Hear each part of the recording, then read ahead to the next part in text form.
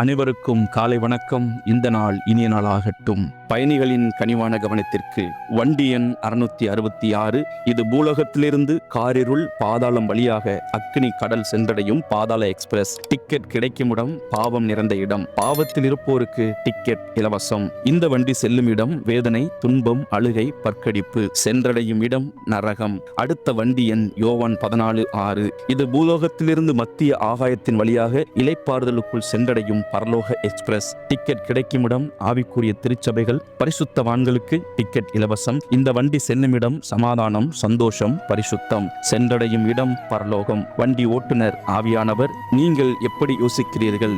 எந்த வண்டியில் ஏறப்போகிறீர்கள்? முடிவு உங்கள் கையில்தான். பூமியிலே பரிசுத்தமாய் வாழ்ந்தால் பின்னர் பரலோகம் நமக்கு பாய்விரிக்கும். பரலோகத்திலே உங்களுக்கு பொக்கிஷத்தை சேர்த்து வையுங்கள். மத்தேயு 6:20.